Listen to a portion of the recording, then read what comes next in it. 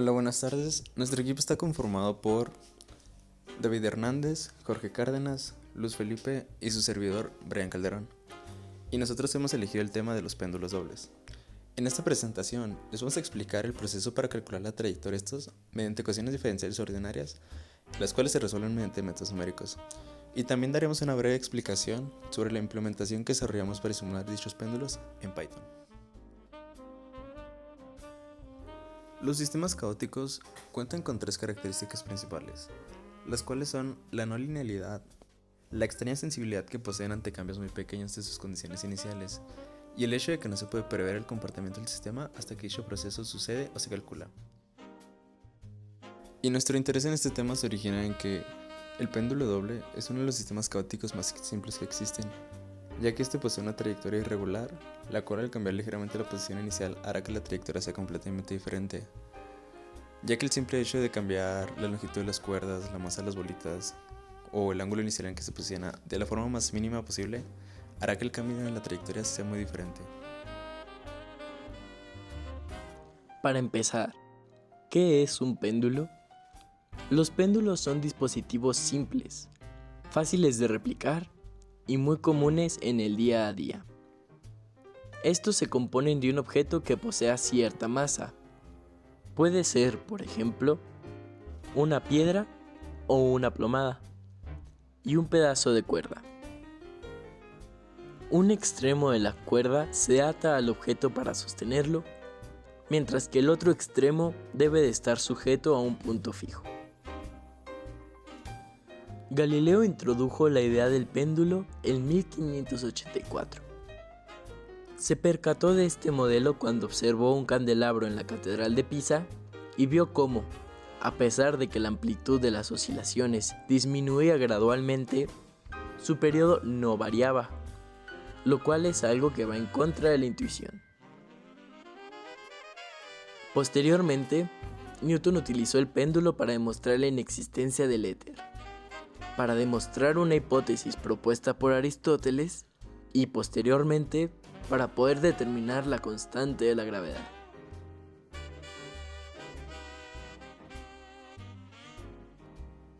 Antes de empezar a hablar del péndulo doble, analicemos el comportamiento de un péndulo simple oscilante. Por la segunda ley de Newton aplicada a la rotación, obtenemos que el momento de fuerza recibido por el objeto es igual al momento de inercia por la aceleración angular.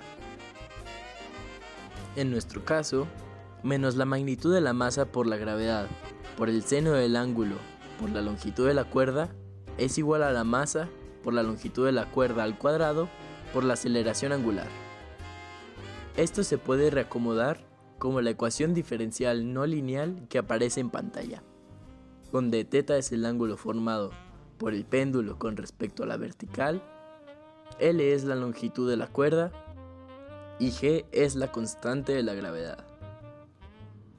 Notemos que, para valores pequeños de θ, podemos aproximar seno de θ a θ, por lo que podemos aproximar nuestra ecuación diferencial no lineal a una ecuación diferencial lineal más simple, sustituyendo seno de θ simplemente por θ. Una vez introducido el péndulo simple, podemos comenzar a hablar del péndulo doble. El péndulo doble está formado por dos péndulos simples con longitudes L1 y L2, de los cuales cuelgan dos masas, M1 y M2, y para un tiempo determinado t, las cuerdas forman ángulos θ1 y θ2 con la vertical. Para encontrar las ecuaciones de movimiento de un péndulo doble, es necesario conocer la energía del sistema. La energía del sistema es la suma de la energía potencial más la energía cinética. Comenzaremos calculando la energía potencial del sistema, con la fórmula que ya conocemos, la cual involucra la masa, la gravedad y la altura. Para la primera masa necesitaremos solo la masa, la gravedad y la altura. Sin embargo, para la segunda masa tendremos que volver a repetir la altura de la primera masa, ya que esta depende de ella. La suma de las dos anteriores será la energía potencial total del sistema. Ahora bien, Calculemos la energía cinética de cada masa, pues la suma de las dos será la energía cinética total. La energía cinética depende de la velocidad, y la velocidad depende de la derivada de la posición angular. Además, las dividiremos por sus componentes. En la componente x tenemos que la velocidad depende de la longitud 1, de la derivada angular con respecto al ángulo θ1 por el coseno de θ1. Y para la componente en y dependerá de la longitud 1, la derivada angular de θ1 y el seno de θ1. Nuevamente la masa 2 depende de la masa 1, por lo cual la velocidad 2 dependerá de la velocidad 1. Para la velocidad 2 en la componente x, se tendrá que sumar la velocidad en la componente x de la masa 1, después sumar la longitud 2 por la derivada de la posición angular 2 por el coseno de θ2, y similar para la componente en y. Una vez calculadas las velocidades, podemos encontrar la energía cinética, ya que la energía cinética depende de la masa y de la velocidad, pues su fórmula es 1/2 por la masa por la velocidad al cuadrado. Como la velocidad tiene dos componentes, tomaremos la norma de la velocidad al cuadrado. Entonces, la energía total de nuestro sistema será la suma de la energía cinética y la energía potencial, lo cual nos deja una expresión un poco larga. Sin embargo, esta expresión aún no es lo que queremos resolver. Para encontrar las ecuaciones de movimiento, debemos obtener el lagrangiano. El lagrangiano es igual a la energía antes calculada, y las ecuaciones del movimiento se obtendrán de la siguiente fórmula. La derivada de t de la derivada del lagrangiano con respecto a la derivada de la posición angular, menos la derivada del lagrangiano con respecto al ángulo, y eso igualado a 0. Eso para cada ángulo, θ1 y θ2. Al encontrar todas las derivadas, obtendremos un sistema de ecuaciones, el cual, al integrar de manera numérica, obtendremos las siguientes ecuaciones que se muestran en pantalla. Estas son las ecuaciones que nos permitirán ver el movimiento de un péndulo doble. Ahora explicaremos el código.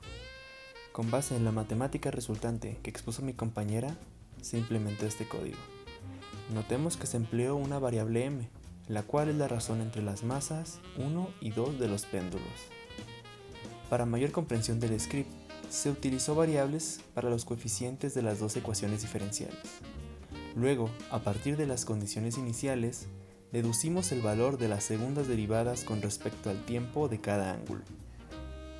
Posteriormente, aproximamos la secante con un paso de t con el valor numérico de la segunda derivada, que, aunque sea una aproximación, obtendremos un mejor resultado al disminuir el paso, ya que la secante converge a la derivada, si es que existe, cuando la distancia tiende a 0. Con esto podemos estimar el cambio que hay en la primera derivada con respecto al tiempo de los ángulos θ1 y θ2. Bajo la misma secuencia de paso, somos capaces de obtener un valor muy cercano de la posición en el siguiente instante de tiempo. Al iterar este proceso a lo largo del lapso de 0 a 20 segundos, podemos generar un arreglo con las posiciones de ambos péndulos, los cuales emplearemos para generar la animación. Esto debido a que calcularlo en tiempo real es muy lento y sería poco amigable con el usuario. Las condiciones iniciales son proporcionadas por el usuario a través de los controles deslizantes de la interfaz gráfica, como podemos ver en estas dos imágenes. Cabe mencionar que el código fue diseñado para generar el plano suficiente con el que se pueden mostrar los movimientos de los péndulos, además de que se puede exportar un GIF con la animación creada para el uso externo del mismo. Muchas gracias por su atención, esto sería todo por parte de mi equipo, y en caso de que no los veamos, buenos días, buenas tardes y buenas noches.